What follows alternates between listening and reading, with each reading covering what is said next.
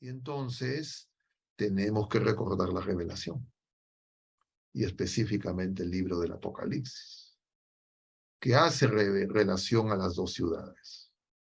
Las dos ciudades, de alguna manera, tienen relación con las dos bestias, la bestia del mar y la bestia de la tierra. Es decir, la religión corrupta y los poderes mundanos. Y la religión corrupta no es otra cosa que la fe mundanizada. Y entonces, por eso en el libro del Apocalipsis se habla de las dos mujeres. La primera, en el capítulo 12, la mujer vestida de sol, y en el capítulo 17, la gran ramera, que es la iglesia apóstata, que fornica con todos los reyes del mundo. Y de esos reinos y cómo se va a producir esa asociación nos habla el capítulo 13, cuando nos habla de las dos bestias. Y entonces esas se están edificando simultáneamente a lo largo de la historia. Y de alguna manera nosotros también las tenemos. Entonces, por eso es tan importante esto de lo interior y de lo exterior. Porque la mirada exterior de ver hacia afuera fue el engaño que tuvieron los fariseos, los escribas, el pueblo de la primera alianza. Y que ahora está también en todo su esplendor, en todos los ámbitos de la vida contemporánea. Y claro, la tecnología, los medios, como conversábamos la vez pasada, impiden pues reconocer el fin. ¿Cuál es, diríamos, qué es lo que nos dice el mismo Apocalipsis y el mismo Señor sobre el final de los tiempos? Y que nosotros también lo podemos ver, justo conversaba yo ahora con algunas personas. Entonces lo voy a mencionar en la realidad descriptiva cotidiana para que nosotros nos demos cuenta cómo el enemigo nos engaña. Existen personas, laicos comprometidos, padres, que cuando inician su camino de conversión, cuando desean ser fieles al Señor, lo que se genera en todos nosotros es decir, queremos evangelizar, queremos hacer algo. Y entonces lo que ocurre muy comúnmente es que en sus casas, en la mayoría de los casos, son rechazados o ignorados. Entonces, como no les escuchan en sus casas, para, entre comillas, tener una especie de sensación de que están haciendo algo, se convierten en activistas fuera de la casa. Y entonces, eso es lo que hace en el mundo el enemigo. El enemigo polariza. Las ideologías polarizan, dividen. Y entonces de un lado están los buenos y de otro lado están los malos. Entonces los buenos y los malos, ambos creen que tienen razón y no se sabe bien quién es el bueno o quién es el malo porque ambos se acusan de que uno es bueno y el otro es malo.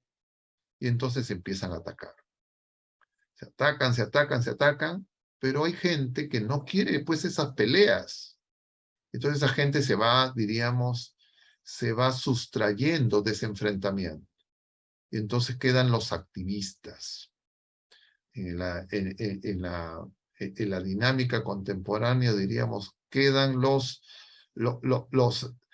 activistas de las redes sociales que empiezan a discutir unos contra otros.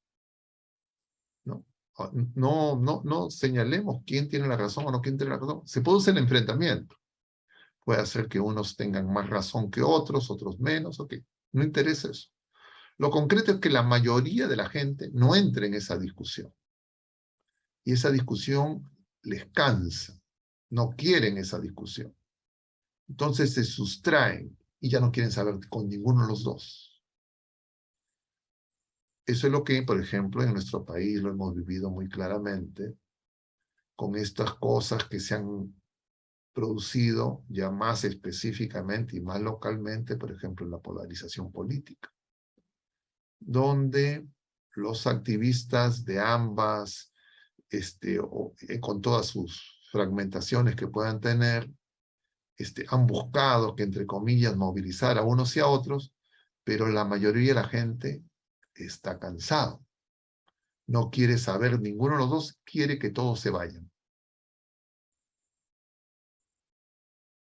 Y eso es engaño, porque ni se aclaró quién tenía la razón y quién no tenía la razón, y al final queda un grupo de gente que ya no le interesa nada.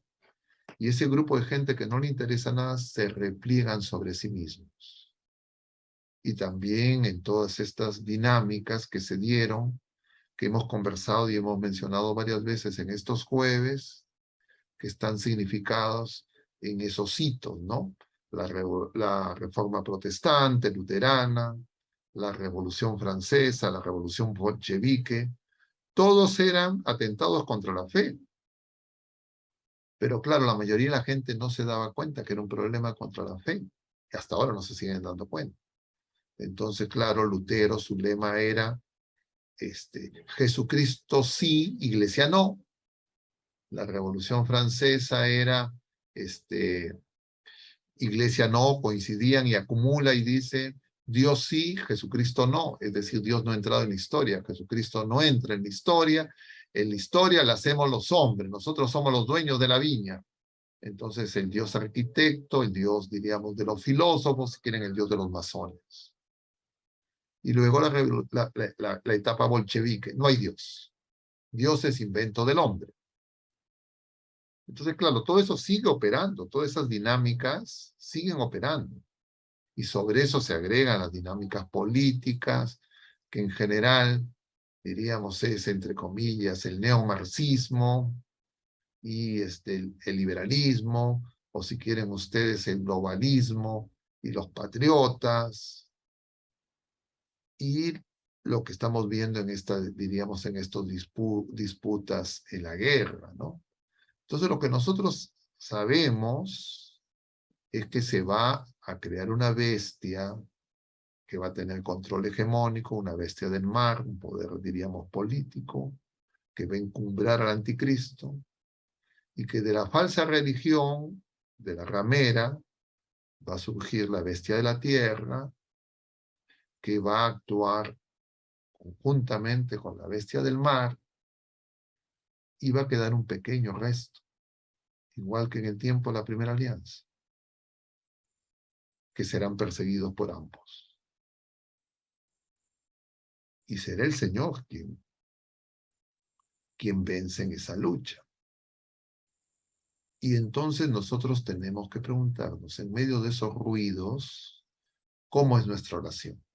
Y lo que San Pablo hoy, adulto, anciano, enfermo, preso, totalmente desprendido, no pide nada para él, nos enseña. Porque el Señor nos ha revelado estas cosas. La iglesia ha recibido ese depósito. Nosotros lo tenemos. Entonces tendremos que preguntarnos, ¿y lo estamos aplicando o no? ¿Lo conocemos, lo meditamos, lo hacemos oración? ¿O nosotros ya tenemos nuestro análisis mental, etcétera, etcétera, y creemos que ya sabemos?